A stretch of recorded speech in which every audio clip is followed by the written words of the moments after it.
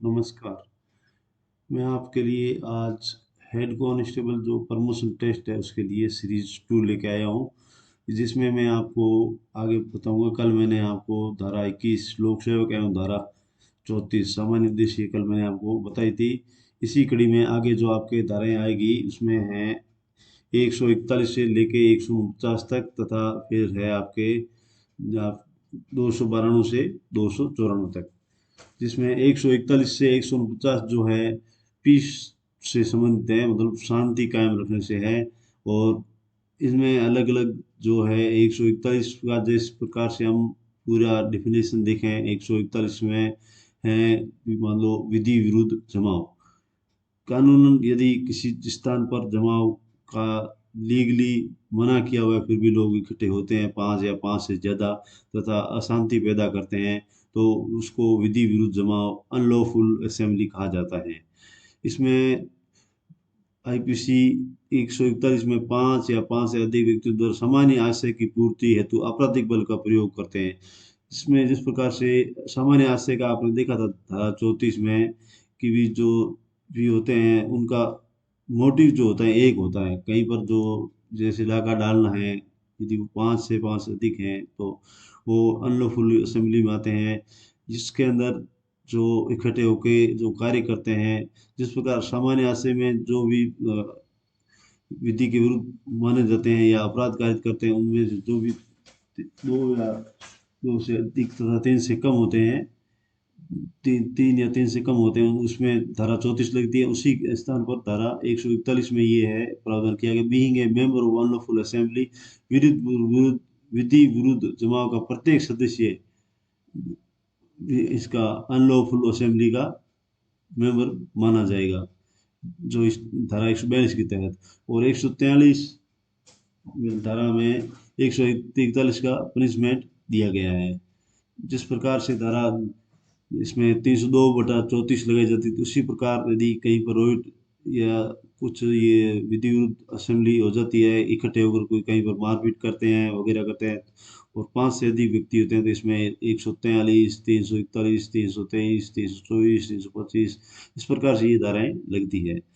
फिर है 144, being a member of unlawful assembly with arms, कोई भी यदि व्यक्ति इस प्रकार की विधि विरुद्ध जमाव अनलॉफुल असेंबली में हथियार लेके साथ में शामिल होता है, तो उस में उसके ऊपर धारा 144 लगेगी, 144 आईपीसी लगेगी।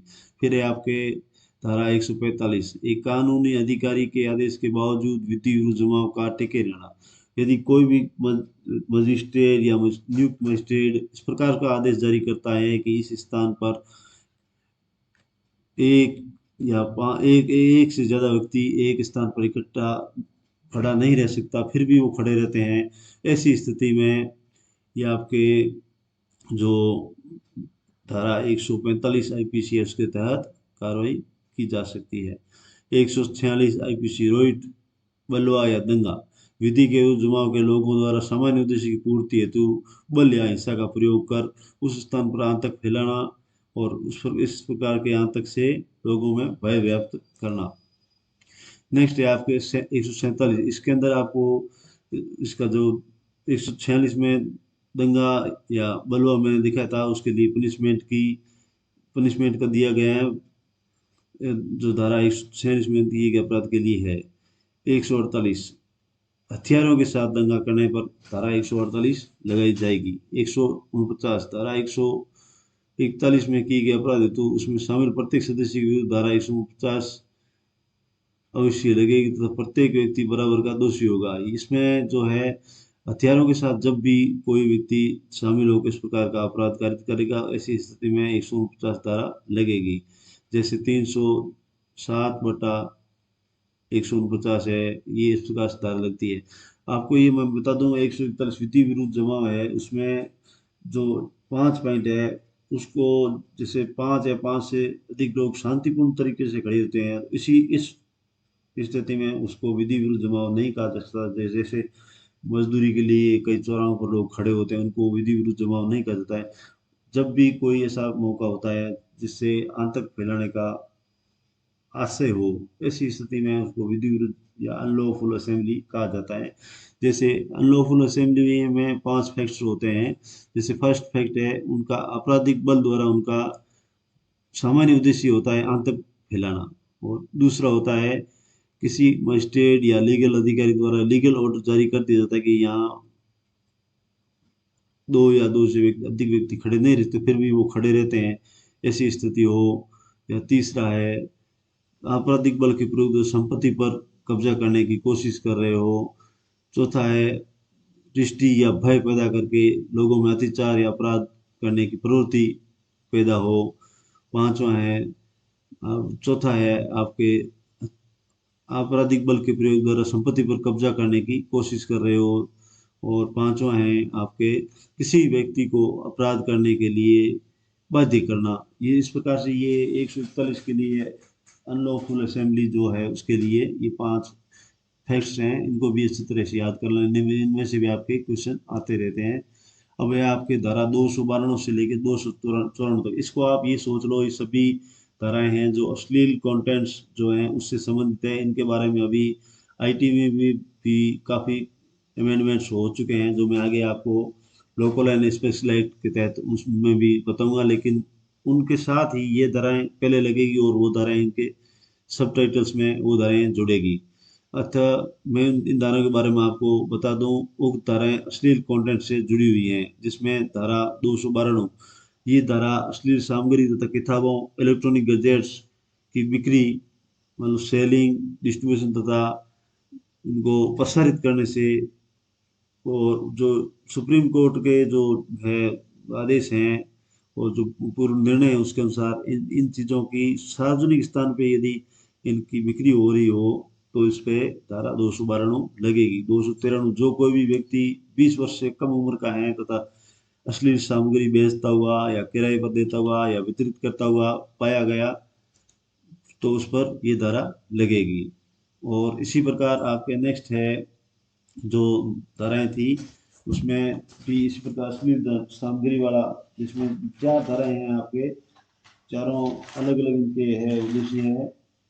तो इनमें जो धारा है 293 है, जो कोई व्यक्ति 20 वर्ष से कम उम्र का है वो बेच रहा है उसके लिए सेलिंग और किराए पर देता है या डिस्ट्रीब्यूट करता है उन किताब अश्लील सामग्री को शो करता है, ऐसी स्थिति में उसके खिलाफ धारा 293 लगेगी। 294 में है सार्वजनिक स्थान पर अश्लील हरकतें करना या अश्लील गाने गाना गाने गाने गाना, दूसरों को अश्लील शब्दों से परेशान करना, अश्लील प्रकार से अंग प्रदर्शन करना, इस समय 200 धारा 294 लगेगी। दोस्तों इस प्रकार से ये 2 पॉइंट मैंने आज क्लियर किए हैं।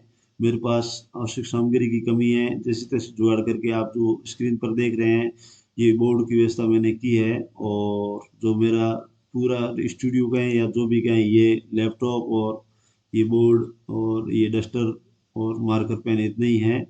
अतः आपसे निवेदन है कि इसमें ये बुक्स भी मैं अभी लेके आ गया हूँ, जो नया अमेंडमेंट हुआ है आईपीसी के तहत।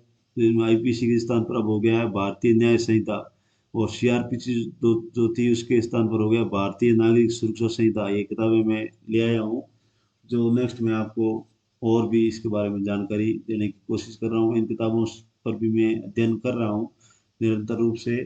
और दोस्तों आपसे यही मेरी विनती है, आपने अंत तक मेरा वीडियो देखा जिसके लिए आपको बहुत बहुत धन्यवाद। तथा आपसे निवेदन है कि मैं इतनी मेहनत करके आपके लिए थोड़ा कर रहा हूँ, तो आप तो बस मेरे चैनल को एक बार सब्सक्राइब अवश्य करें ताकि मेरा हौसला अफजाई हो सके। बहुत बहुत धन्यवाद तथा आपको सुबह